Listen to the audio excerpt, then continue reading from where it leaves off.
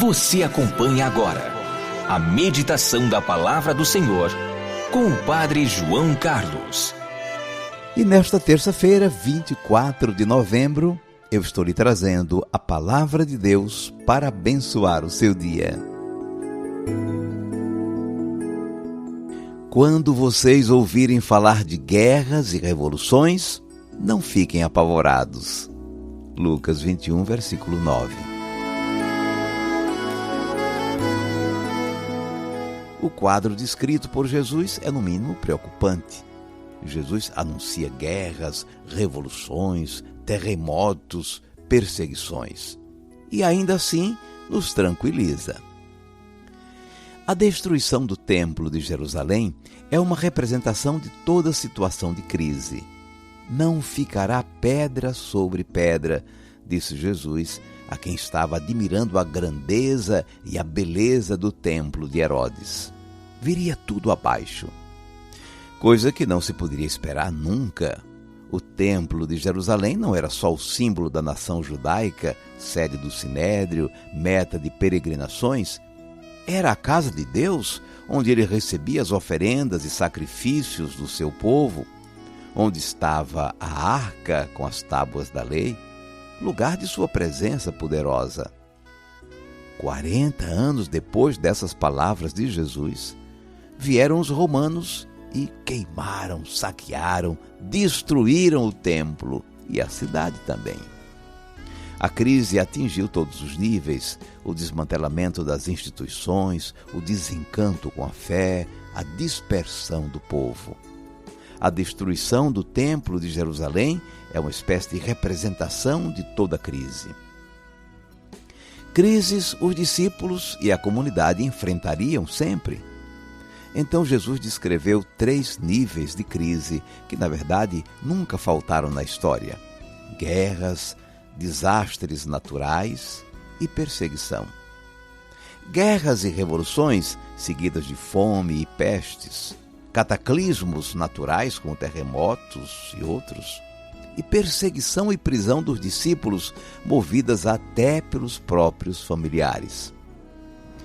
Jesus não somente descreve as situações de crise, mas nos orienta como nos comportar nesses momentos. Assim, no Evangelho de hoje, podemos recolher 3 dos seus ensinamentos. O primeiro ensinamento é esse: não confiar em grandiosidades humanas. O Templo de Jerusalém causava admiração por sua beleza, seu esplendor, sua riqueza.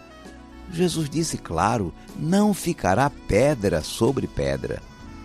E olha que ele com certeza falava assim com o coração partido.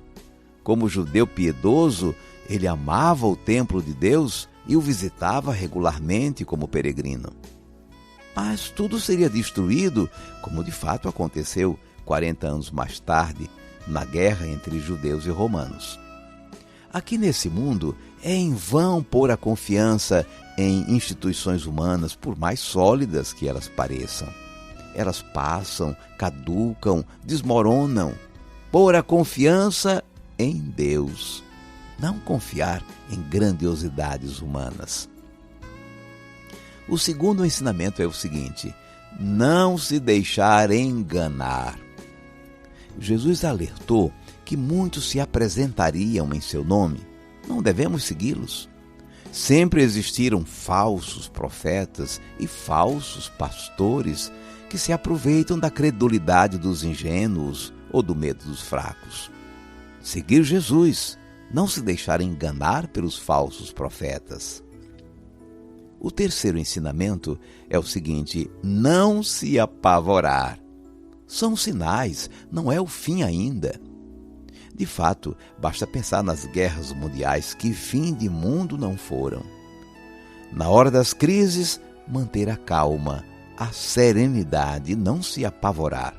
Manter a tranquilidade de quem se sabe orientado e assistido por Deus, mesmo no meio das tormentas.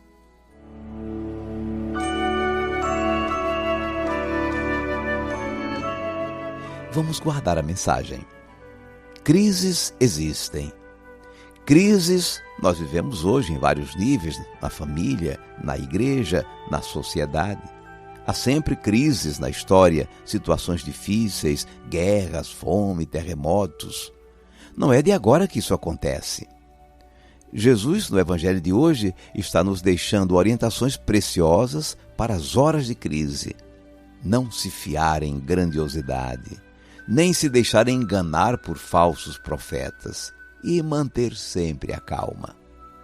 Em hora de crise, aparece todo tipo de falsos profetas e videntes sem noção.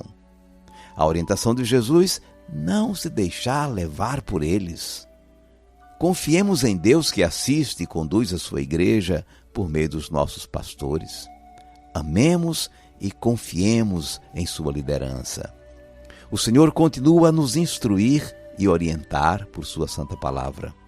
Busquemos e pratiquemos a palavra do Senhor que a tradição apostólica nos oferece como alimento e luz para a nossa caminhada. Quando vocês ouvirem falar de guerras e revoluções, não fiquem apavorados. Lucas 21, versículo 9.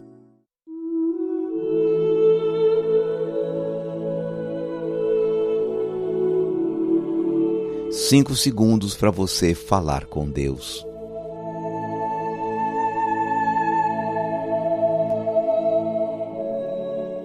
Senhor Jesus, o medo pode nos paralisar e nos fazer ver o mundo com pessimismo.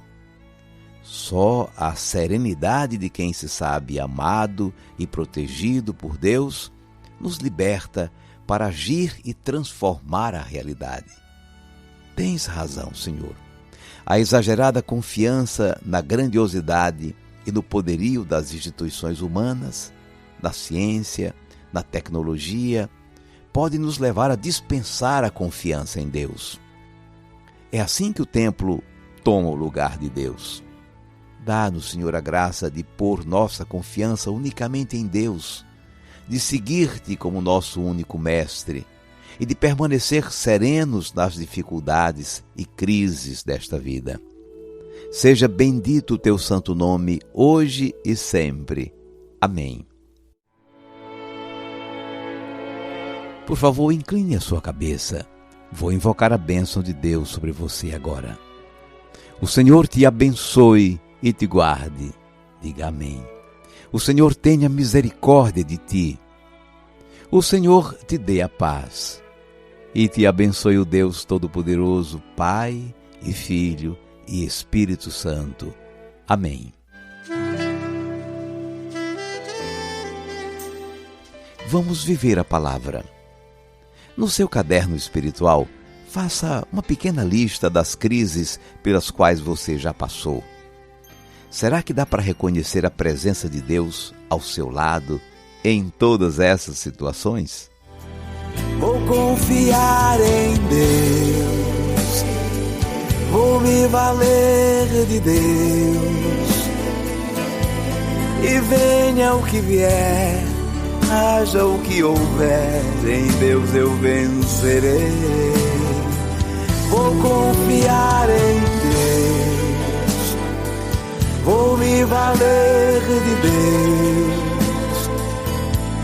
e venha o que vier, haja o que houver, em Deus eu vencerei.